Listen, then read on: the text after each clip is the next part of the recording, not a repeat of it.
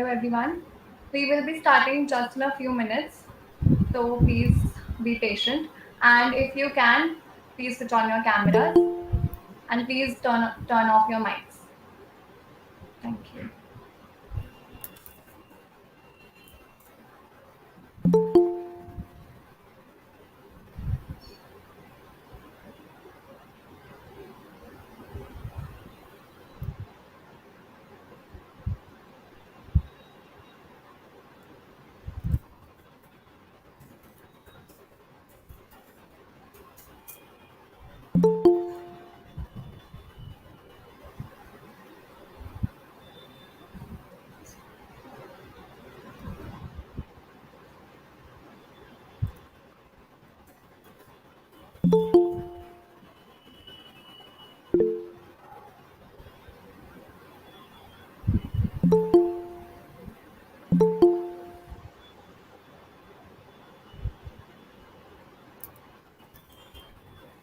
Hello. Check. Hello. Yes, ma'am, you are audible. Uh, Good evening, everyone. Sorry for the delay. Uh, Today, I would like to talk to you about economics as an optional from the perspective of an electrical engineer.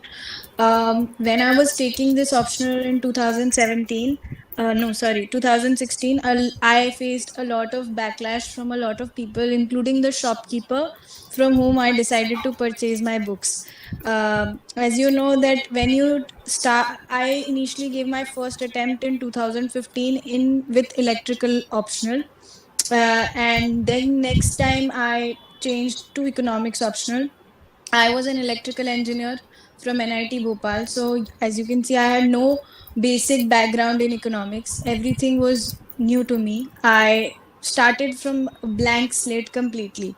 So, obviously, the first step was going through the syllabus, which I'm sure all of us already do. But it's important to break the syllabus properly, to understand each topic, to analyze each topic. So this time when I was choosing my optional, first I selected a couple of optionals that I could have chosen from, and I bought their past 25 years papers. Apart from that, what I did was I also uh, purchased a couple of blank registers, and apart from past year question papers and syllabus, I also went through the basic blogs of all subjects that were on the internet. So when I came to economics, I realized that I could write some answers in paper 2 without any specific preparation based on my GS paper 3 preparation. So that's when this deja vu moment happened, and I thought, this is what it is. Economics is my calling, and then I'll take it. So then, after that, I went through a couple of blogs, including Gaurav Agarwal sir's blog, Abhimanyu Gelat sir's blog, Riju Bafna ma'am's blog. I think all three blogs are very good, and you should definitely follow them when you start your preparation. So then I decided to buy my books, and then when I went to the shop to buy them, the shopkeeper was telling me that you shouldn't take this optional. It's very tough. There is no coaching available, and it's very difficult to crack. So I got a little demotivated, but then since I had decided that I'm interested in this subject, I eventually took it. To be honest, I was initially very apprehensive about the subject, because it is true that at that point of time I did not get any good coaching for economics, and I think for optional, if you're coming from an entirely different background, a lot of us might need coaching, or to just give us a direction on how to study and where to study from, and what source is the right source, what source is not the right source. So that was a problem, but the blogs really helped me navigate. And if there was anything in any portion, if I could not understand a particular graph or a particular equation, then I'd just YouTube it. And so many foreign universities and colleges have uploaded their videos on particular topics, and these professors are really good. And there are so many research papers also available on specific subjects if you're stuck somewhere. So I think for economics as an optional, your best resource is Google. You can use Google extensively in preparation, and that's what I did personally. I got in paper 1, I did not score so well. I scored 116 marks, but in paper 2 I scored exceptionally well. I scored 157 marks, which was one of the highest in the country. And so I will be talking more about paper 2 because paper 1 wasn't my strength. So I might not be the completely right person to guide you on that. But still, I'll start with paper 1 for macroeconomics. As you all know, everybody studies Ahuja, it is a must do. But it's a really fat book and it's very repetitive that you would have realized while studying also and will realize while studying also. So you can make notes out of it. And what I especially did was I used to make these flashcards that nowadays kids are taught with, where they, you get virtual graphs, and whenever you want, you like, if you're trying to explain any model, then just explain it through basic graphs. And whenever I used to study beach mein, I used to pick those flashcards, and visual memory helps you in remembering these graphs much better. So that's one thing that I did. Apart from, and for micro, I only relied on Ahuja and a couple of notes I downloaded from Gaurav Agarwal sir's blog and Abhimanyu sir's blogs. But that's about it. I only relied on Ahuja and I thought it was more than sufficient. Covering that book in itself is an achievement according to me. It's really huge. But don't get bogged down by it because it's repetitive, and if you make notes of it, then it's very easy to revise. And I think micro is still very simple in the sense that the questions in micro are very predictable, except one or two questions that almost nobody is able to answer. So please don't get bogged down by that because no one of us will be able to answer those questions. But apart from that, most of the questions in micro are very predictable. If you've gone through the basic syllabus and if you've covered all these topics, then they won't seem so foreign. For macro, everybody studies Froyen, and I think it's a good book, and I also studied that. ISLM curves and all these, again, I used those flashcards to prepare. And your concepts should be clear. So it doesn't matter if you spend more time on a particular topic, but until and unless you're clear, don't move to the next topic. First, stick to one topic, read it multiple times, get that thought clear. I think that's the beauty of economics. Like, unlike other subjects, if you write the right thing, you're bound to get full marks. Other optional subjects like pub ad, and political science, they're very subjective. Sometimes the examiner might not agree with your point of view, and there's no one correct answer for such optional subjects. But for economics, there's just one correct answer. And if you've written that, if you've drawn your graphs, if you've used your formula and numericals correctly, then you're through. There's no, so either you'll get 100 or you'll get 0. There's no middle in that, right? So that's the beauty of this subject. And that's why your concepts should be clear from the basics to the more tougher concepts should be clear in economics. It's very important. Macro also I followed. There were certain topics that were in HL Ahuja as well, so I referred to it as well for macro. And macro wasn't one of my strengths. I initially, when I had started preparing, I joined this one coaching in Rajendra Nagar, which really messed up my basics, and I had to unlearn everything that I learned in that coaching. So macro was always shaky for me because whatever I was taught was actually very wrong from what the actual subject was, and hence I'm emphasizing that your basics should be correct. And you, even if you are going to some coaching or professor, just be 100% sure that they know the subject properly and they're teaching you the right thing. It's very, very important. And it's something that I had to, like, instead of being of a help, it was of an a disadvantage. So I had to really work hard to unlearn what I'd learned in my coaching. I don't want to name and shame it because it's someone's livelihood, but I'm just warning you that till the time I was preparing, there wasn't really a good coaching for economics optional. And if you find it, then that's great, but please make sure that you are checking it with your knowledge available online, whether they're teaching you the right thing or not. You can refer to sir's answer sheets also. Gaurav Agarwal sir on his blog has uploaded a couple of his answer sheets also, to learn how should you answer, how should you like, for example, in graphs, it's very important that you label them properly, x axis, y axis.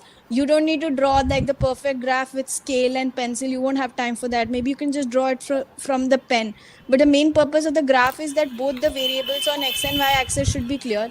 your what you're trying to show, increase, decrease, whatever, it should be clear. There should be no confusion in your graph. And as far as possible, in most of the models, or whenever you're trying to explain some phenomena, you should include graphs. It does increase your score significantly if you've drawn graphs.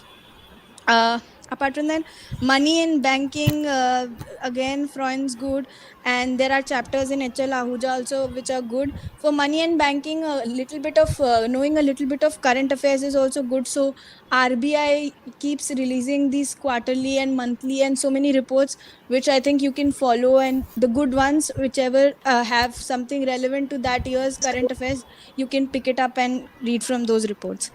Same goes for public finance. RBI you should use for current affairs and current reports and facts that you can use in their answers. And for the book, Musgrave and Musgrave is a good book. I also followed it like rest of the people.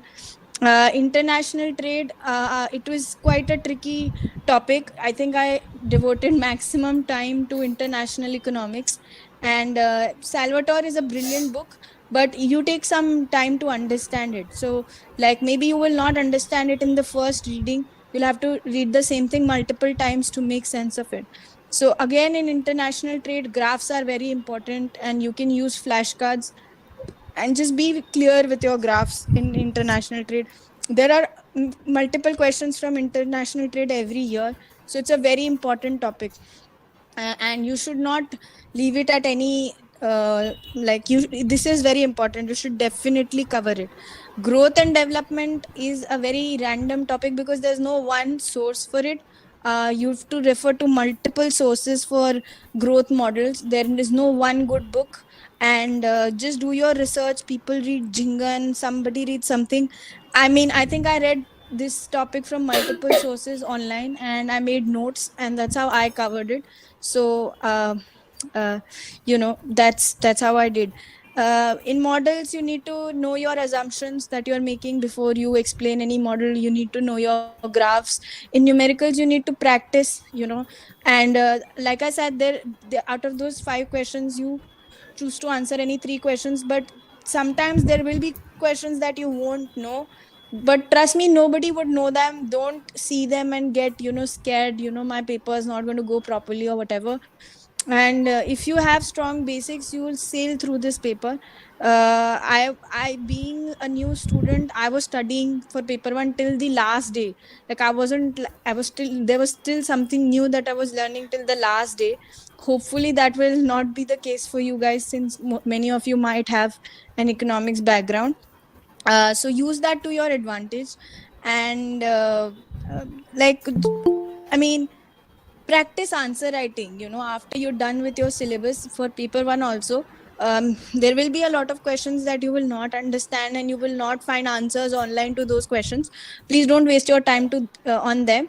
Rather, the questions that are comfortable, please practice writing them and solving them in the given time limit, so that you have a practice of answering along with your graphs, along with your. And it's better if you can find a person. Like, I had a friend, Navya, and she had done economics from LSR, and then we used to exchange our answers, like whatever questions we had solved, and both of us used to evaluate each other's answers, and it was very helpful. Sometimes I'd miss something that she would tell me was important, and sometimes she would miss something which I would tell her she can include in her answer. So if you have that kind of a group, it really helps. So please write and practice these answers and get them evaluated through a good professor or amongst each other, if you can do that. And I think Gaurav Agarwal sir's blog and Reluctant Economist, which is Abhimanyu sir's blog, you should like follow them to the T. Especially Abhimanyu sir's blog is the latest blog, and it's very relevant, and the language in his notes and all is also very simple. So it's one resource that you should not miss at all. It's very like, the reason why I never wanted to write a blog was because I followed his blog completely and it worked for me, and there was nothing new for me to add. Whatever he's written about the books, about the notes, about the subject, it's pretty much spot on. Like, if you can manage to ace that, then you'll be through. So just follow those blogs, they're really helpful. Now coming to the paper 2. Paper 2 was like my comfort zone. I think studied less for this paper, but I ended up scoring really good marks in this paper. In this paper, my strategy was very simple. I realized that the questions were repeating a lot in this paper, especially like the post independence portion, liberalization, globalization questions on that. They were repeating a lot. So in this, what I did was I solved last 15 years papers properly. Like I prepared answers, the model answers I prepared. In this portion, it is very important for you to throw in a couple of facts. Like maybe if you're talking about growth in different years, then it's important that you remember round figures. Like you can say the growth was between 5 to 7%, and then it jumped to about like between 12 to 13%. Like you should have some basic figure knowledge, because in economics, no, you can't just it's a very factual subject, in the sense making tall statements is not sufficient. You should have facts support numerical facts supporting your answers, and that you'll learn once you keep writing answers from the past year papers. You'll understand the pattern, you'll understand what kind of facts you need to remember. I really liked Uma Kapila's book. People read Mishra Puri, Dutt and Sundaram, all these books, but I think Uma Kapila's small book, which is I think the latest version, it's the best. It covers literally everything, and if you can make notes in it, remember the facts, then I think there's nothing better than that. Apart from that, one source that I really relied on was Economic Survey of that year. Economic Survey is a very relevant document for even mains preparation, but for economics optional, it's a must. You should really be able to read it. It's beautiful once you start. Don't get intimidated by it, because it's always a big book or something, but the relevant topics, the relevant graphs, you'll understand after you've gone through syllabus multiple times. So just focus on the relevant portions, and you will do really well if you can pick up those good points from Economic Survey. Multiple coachings also have these sessions where they discuss Economic Survey, and they tell you what to read, what not to read, and those sessions can be helpful sometimes, because they'll help you not miss anything. Like sometimes you might not think that a portion is important, but they will include that in their lecture, and you will realize, oh yeah, this is also something I can read. But do read it properly. I think it's very helpful. Now, for paper two, apart from Uma Kapila, when you go topic wise in the syllabus, there'll be multiple portions of of which you will not find notes anywhere or any books. But then again, Google will come to your rescue, and in those portions, you can Google that particular topic and then make your own notes from multiple sources, be it Wikipedia, be it some video, be it some blog related to economics, be it some research paper. You will have to do that hard work, and it will take time, but it will be worth it. So please make your own notes, handwritten notes in your own language for this subject, for this paper, because this paper, if you prepare your answers properly, then they'll translate into full marks. There is no question in this paper that is too difficult to answer. Everybody is going to answer every question in this paper, so your answer needs to stand out in this paper. Like just knowing the right answer is not enough in this paper. Presentation is Right. crucial in this paper, so you need to focus on that. And again, Riju ma'am's notes and Gaurav Agarwal sir's notes for this portion are pretty good, so you can pick some of the notes from there also. They're not sufficient and they're not complete in themselves. You'll have to add to it, you have to update it, and you have to update the figures also. But still you'll get a rough skeleton when you go through their notes on these portions. um, and like I said, Google searches are literally the best thing in this paper. And for land related, land, agriculture, and all these things, you can use current examples also that you will get on the Ministry of Agriculture website, or related to land issues. There are so many research papers also that you can to quote and pick good answers. Like in GS, it does not help to quote experts and research papers because that's a generalist paper.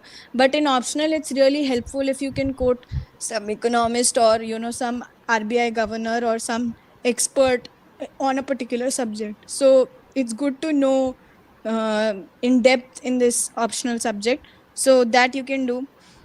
uh, for WTO, you need to be updated with the current affairs, what is happening, what is the latest issue, what is India's stand on it in international forums, all of that. It's a very current topic, so please. I used to subscribe to EPW. EPW is a great source. You should also subscribe to it. Apart from that, Mint and Economic Times are also good newspapers. Going through their editorials is really helpful. Again, I would advise that when you read some relevant economics related article, just make 3 4 good points from it and make notes. Like, I'm emphasizing the importance of notes because you need to remember facts in this particular optional. Unlike other optionals, you need to have facts supporting you. So even on the last day, there are some facts that you would want to remember. Then that time your notes are really helpful during revision, because you don't have so much time in the end to go through the entire syllabus and all that. Even between my two papers, paper 1 and paper 2, there's a lunch break, right? So before going, I was just going through the facts one time, so that I know my new numbers, so that I don't write anything stupid. So that really, so notes really come in handy at that time, and I would recommend that. And in a few portions in industry or national income, or a few portions, you might refer to Dutt and Sundaram and Mishra and Puri also, because some chapters are explained well there. So maybe you can refer to them. If you think you can't find good sources online, then you can refer to them also. uh do analyze this paper. Do analyze which portion questions are coming from. Do analyze which questions are getting repeated. Like, please analyze this paper. This paper is very predictable once you get the hang of it. So analyzing this paper, according to me, helped me a lot. Like, I really knew what to expect, and that's why I was able to write beautiful answers. Like, even when I came out, this was one paper out of all the papers I'd given, be it GS, optional one, that I felt really comfortable answering. That I could write, everything that I knew systematically and present. And because I had practiced so much, practiced answer writing so much, that this was one paper that I was really satisfied with in terms of my answers. So you'll know, because in UPSC it is very important to finish your paper in time and to answer all questions except the questions that you have zero information about, because you are not going to score. Like, if there's a question of 10 marks, the if you've written really good answer and everything is very well and everything, then also they'll not give you more than 7 8. But if you've written nothing, you'll get zero straight away. And if you've written something that's relevant, they'll still give you 4 5. So it's better to answer more questions than leave, than have that perfect answer and leave few questions. So always remember that. Always try to answer all your questions. So that was one thing that I learned. And I already told you, for preparing notes, it's always better if you do one reading without any preconception. The second reading, you highlight important things, and third time you just make notes from those highlighted things. Like, that's what I did. You can devise your own method, whatever works for you. And give a lot of time to your optional. Your optional is the one that will make or break. GS, almost everybody gets almost equal marks. Like, GS, there's not huge difference, but in optional there is huge difference. People can score as low as 215 in total, or as high as Yeah. 315. So there's like 100 mark variation in your optional. So basically, if you do well in your optional, then there are a very high chances of you getting through. And if you do really badly in your economic optional, then there are very क्या less बोल रही है chances ये? for you to get through. So give your optional a lot of time. I like for me GS, since I had prepared for GS in my first attempt also, I spent my maximum time with economics. And that was the beauty of economics. हाँ It was one subject that was never dull. Box the It was one subject that was never boring. It was one subject कोई that अच्छा was वाला never बताओ तो static. Post And it was करेंगे one subject that was always rational. Like I did not have to just mug up something for the sake of it. There was always a बताना logical reasoning behind it, and that was the beauty बताना of this subject for me, and that's why I took it. I realized that this is one subject where if I'll put effort, it will be ये तो नहीं seen. चलेंगे chapter There'll be nothing like, there'll be no बताना हमको middle कोई path गाना in this optional. So these are some of the things that I learned. Do हमको your क्या पता graphs, numericals, कोई भी बता दो notes, facts properly, and you'll get through.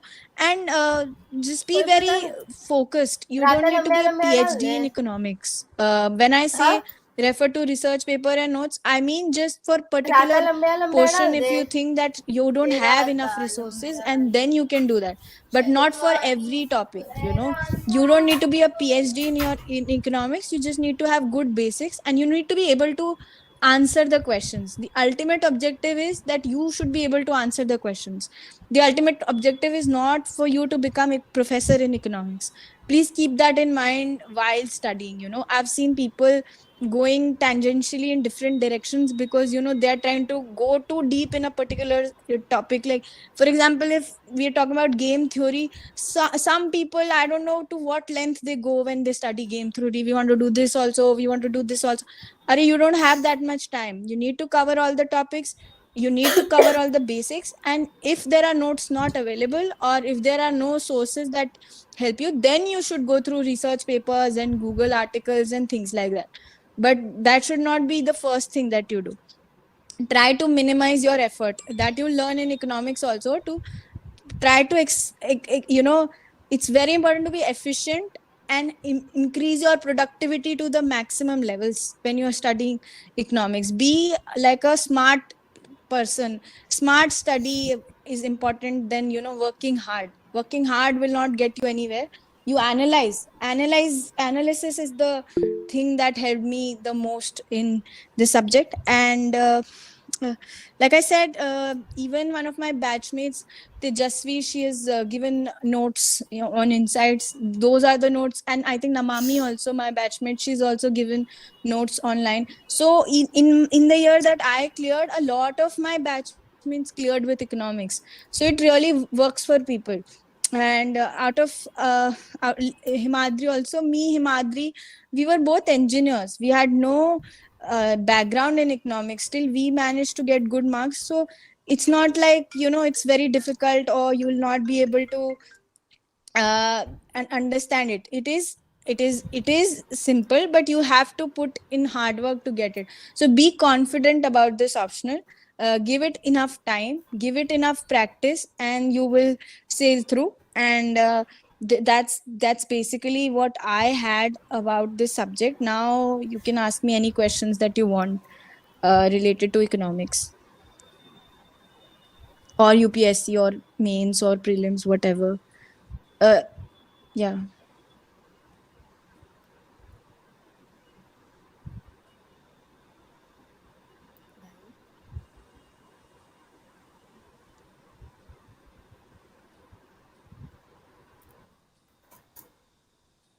I don't see questions.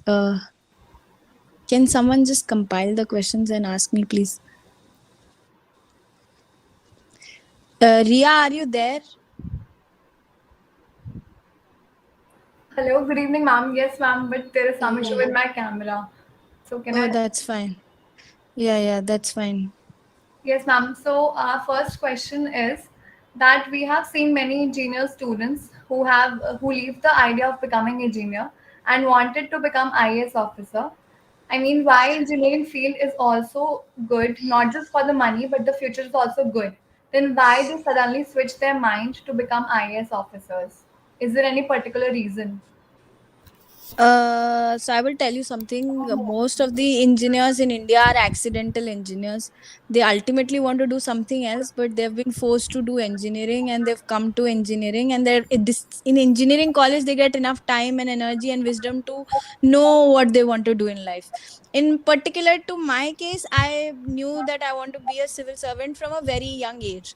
I initially wanted to do economics honors, but my father gave me this condition that, either you do it from a really good college or you do engineering. And somehow I was not a rebel enough to stand up to him and be like, no, I don't want to do engineering. I want to do economics only. So then I did engineering because I thought, because my father also made sense. He told me that, getting jobs in, also because I had interest in maths and physics, that was one thing, and I had equal interest in economics. So my father told me that because he's an engineer, he told me that even if you don't clear civil services, which is a very normal thing to happen, sometimes even after working hard, luck is not in your favor and you're not able to get through, then engineering is a good career option and it's a safe option. And from I studied in a really small cities. I did not have so much exposure, and I did not know so much about the jobs that would be available for an economics person, and how is the future like. And I wasn't aware that time, and so I listened to him, and I just took, engineering was for me always a stepping stone. My ultimate objective was always UPSC. It was like a backup option, but if I could change one thing, then maybe I would have done economics honors because I always liked that subject. But at that point of time, I was not, I did not know what to do because I wasn't sure if I want to do PhD in economics or become an economist also. Like I was confused. I was confused between engineering and economics as a source of livelihood. So that's why I did it. And then I think most of the people in engineering colleges do it because, either peer pressure or their parents or siblings or someone's told them that you should do engineering. Very few people are very passionate about engineering and really end up in that field. But we all learn. Like for me, engineering was a very eye opening experience. It enhanced my perspective. I just saw things very differently after I did engineering.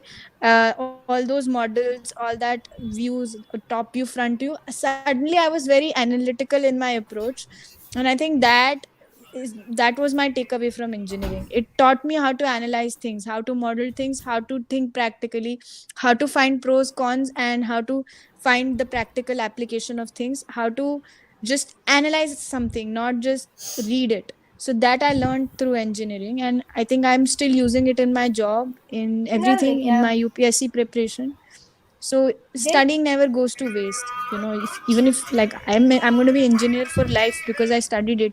I might not be technically as sound as my colleagues who are in engineering departments, but the basics will they, always be there. The basic, my orientation will always be there. So that way it was helpful. no, no.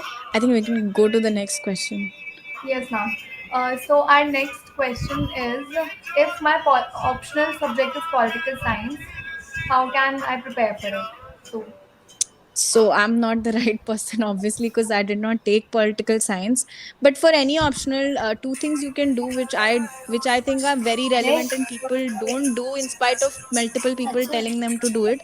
First, you read the syllabus of pol science multiple times and find your book list, find your sources, find your notes, do enough research and stock it.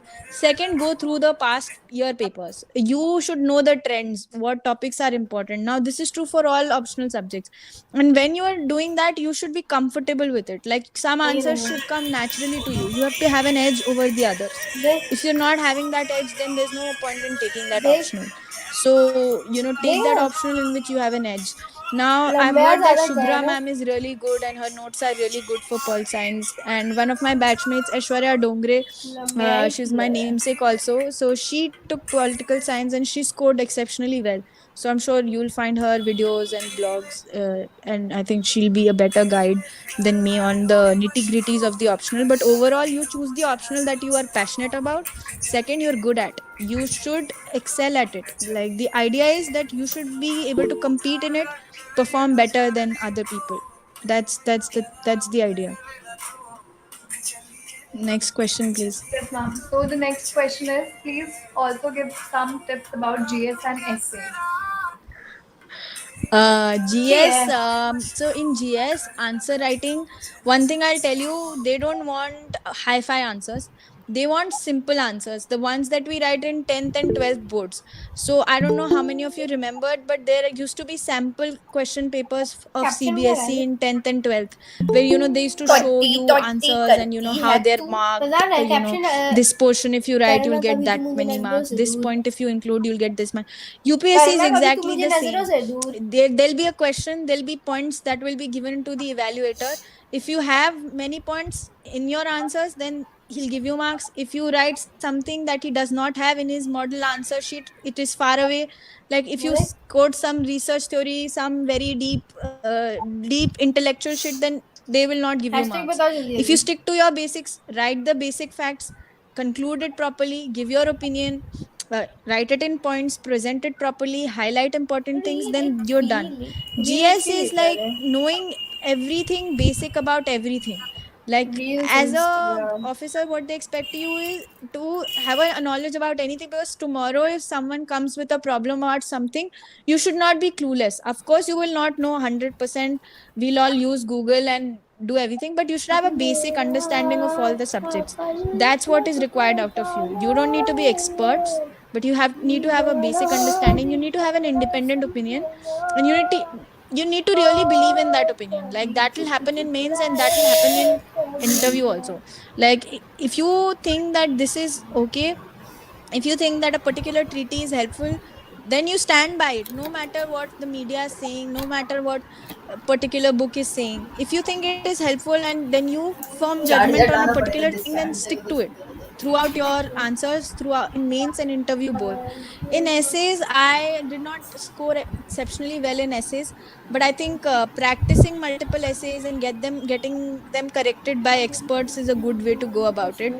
Also, I think a lot of us don't prepare properly for philosophical essays. I think nowadays what is happening with UPSC essay papers is that in the second, like you have to do two essays. In the second essay, most of the options are philosophical only, where you have to quote from your real life example, like hard work is the key to success, or things like that. They'll just write and they expect you to write essays on that.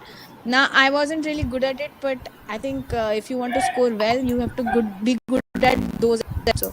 And essay also, I think your essay should mimic like the editorials, like how editorials are written. They're analytical, they have good language. Someone told me that your essay should be like a movie, you should just go through it. It should have a Shershah story, it should be interesting and all of that shit. But I was never very good at essay writing, so I'm not the best person. But this is what I learned.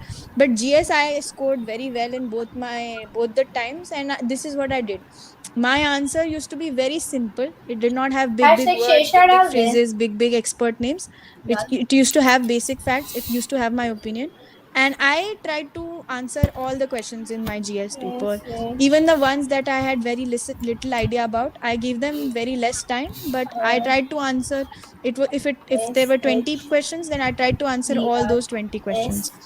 H And I D did not use R highlighters and all such things, S but I H A underlined A the H important points. Just a second, I am getting an hashtag important call. Shershah I'll just be back. Okay.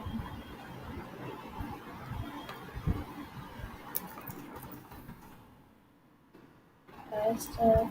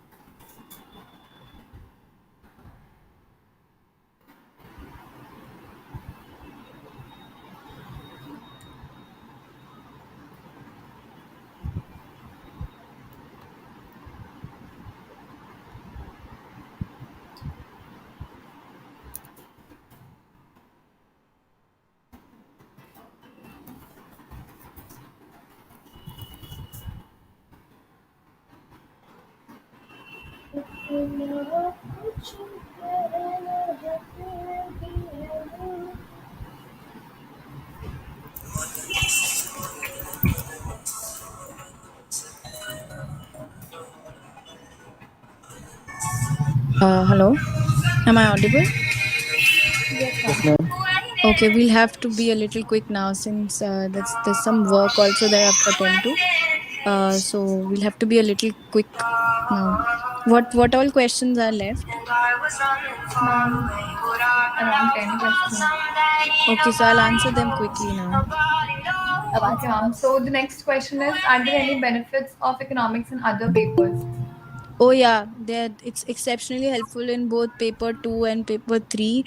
Not paper 2 so much, sorry, paper 1 and paper 3 in your mains, and in prelims paper 1. It's very helpful, I think 20-30% economics helps. Next, please.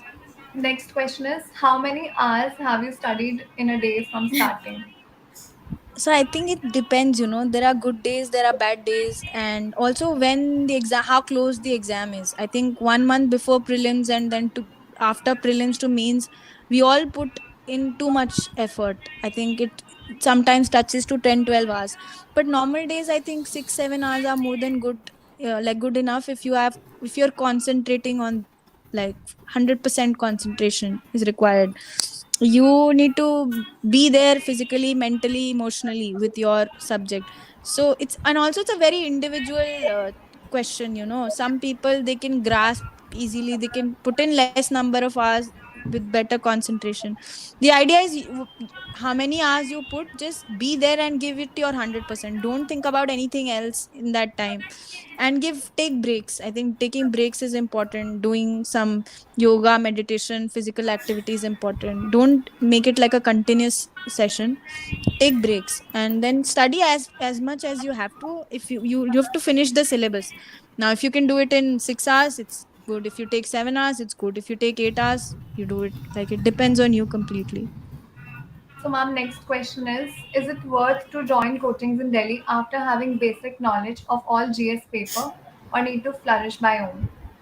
So I think coachings are only helpful in giving a direction. I did not do any coaching in my first attempt for GS. In my second attempt also, I did not do any specific coaching. I did a Vision IS ka, mains ka module. That was an online thing where they just helped in revising the current affairs. It was called Mains 360 or something.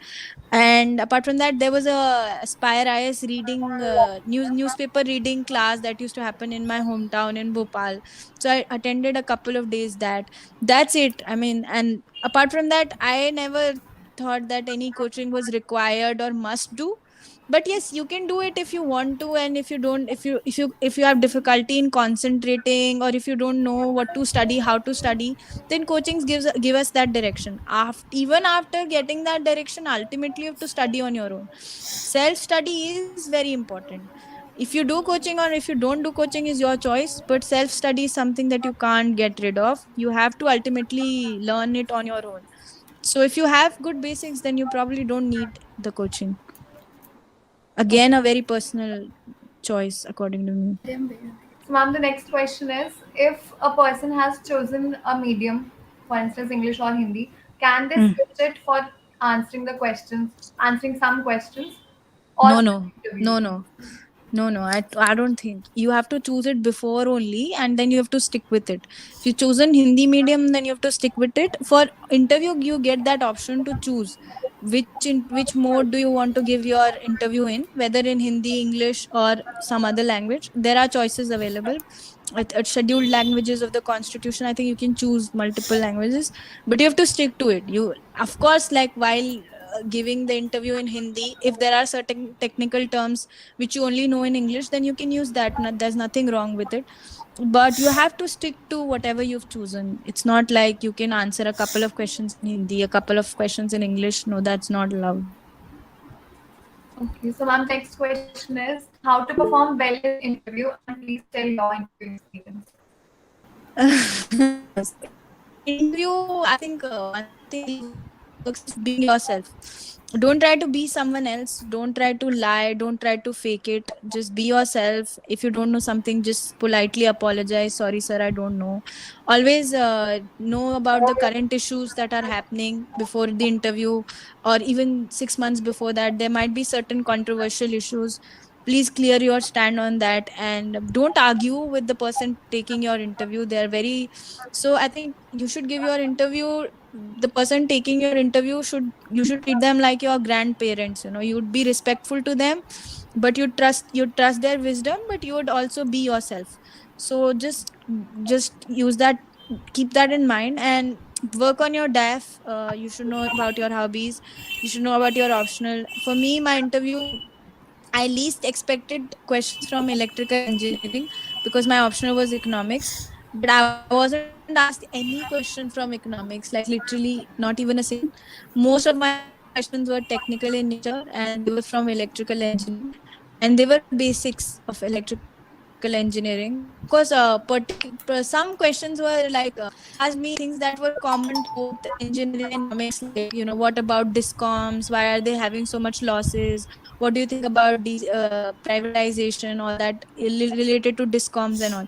So that was part of my electrical engineering also, and it was a part of this scheme also, Udan scheme, I think, had come or something. So they asked me questions like that also, but mostly they asked me technical questions, and then they asked me questions from my DAF, like I had done parliament in young parliament, what is called mock parliament in my college. So they asked me questions on parliament. They asked me questions, situational questions, what you do if there's this problem in your district as a lady officer, how would you react differently, things, some very personal questions they asked me related to my DAF. And most of my questions were technical in nature, from basics of electrical engineering.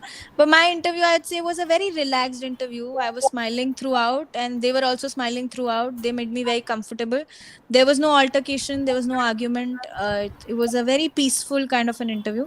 There were a lot of questions that I did not know answers to, and I guessed. I said, I was very specific that, sir, I think this may be true, but I'm not 100% sure. And that's it. I did not lie to them if I did not know anything, and that worked for me, and I think that should work for you. Keep your basics strong, have clear opinions on current issues, and just be yourself. Don't lie, don't fake, and be respectful. They have the people taking your interviews are expert people. They've spent a lot of years, and they want to see your personality. It's called personality test for a reason. They don't want to check your facts. Your facts have been checked in your prelims and interview. They want to check your personality, how you perform under stress, how rational you are, how honest you are. They want to check all these things. Okay, so ma'am, what would be your advice for the beginners? Beginners, everyone's a beginner, I think. There's nothing like, I think all throughout, just just be clear, don't get lost in the noise. People will tell you, ye bhi book pad lo, ye bhi notes pad lo, ye bhi kar lo, wo bhi kar lo. No, don't do that, please. Just stick to one book, one source for a particular subject. Do revise it multiple times, and instead of listening to people, listen to past year papers, analyze them. They are the best guide. And practice, both for prelims and mains. I think for mains, answer writing is very important, and for prelims, test series is very important. Join a good all India test series, and join it as soon as possible. Don't wait for your syllabus to get over. And all these things, if you'll do, if you will be confident, have faith in yourself, it's very, very important to believe that you'll clear this exam. Because if you don't believe it, you will not make the examiner believe it, you will not make the interviewer believe it. So just have faith and cut out the noise. Avoid social media as far as possible. I think it's a very big distraction nowadays. When you're preparing for UPSC, please just focus on UPSC. Don't focus on the external events that are happening. For 1 year, if this is your priority, then give it your 100%. It's very important to do that. So ma'am, our last question for the day is, as an IPS officer, can you share on-ground experience of East Siang district and northeastern part of India? Okay, so East Siang district is called Pasighat. It is one of the oldest districts of Arunachal. It It was initially it was supposed to be a capital, but then they made Itanagar the capital. It's an educational hub. Most of Arunachal's universities are located here, so a lot of students. It's like a student area. It's a very fertile plain area, and Siang River Brahmaputra flows through it. It's a beautiful place, and it has a population of around 1 lakh people. I am basically commandant of 5th IRBN, so I have 900 people under me, and my main job is their welfare, their discipline, and their deployment in any law and order situation, be it any elections or any communal incident or anything. I have to deploy my force. My force is called Indian Reserve Battalion because it's both. It's a state force because it's recruited from the state, but it's also a central force because the center pays half of our salary and half is borne by the state. So if there is elections in Tamil Nadu, then I might have to send my force if the need is there. So that's why my force has an all India character to it. And Pasighat, the experiences have been good. So it's a new language, it's a new way of life, but the life of the tribal people here is very different. Their eating habits, their drinking habits, their sleeping time, it's all very different, but basically it's the same, you know. At the end of the day, we're all human beings. There are fights that keep happening in the law and order problems. There are fights between two tribes sometimes, and they get very violent also. So as police officer, we have that fight is happening, then VVIPs are coming, and then there is corona. So in your field, you are doing multiple things at the same time. You have to ensure that people are present doing their job. At the same time, you have to ensure that they are vaccinated and they don't get COVID, but they don't want to get vaccinated. And also there's a problem of drugs in the northeast, so you have to ensure that they do a crackdown on drugs and none of them also consume drugs. So it's a lot of things happening simultaneously in field, and it's a great exposure. Tribal culture is beautiful, the hospitality is unmatched, natural beauty also unmatched. So I've learned a lot here about their culture, about their food practices, about their interpersonal relations, and the issues also that they have amongst each other.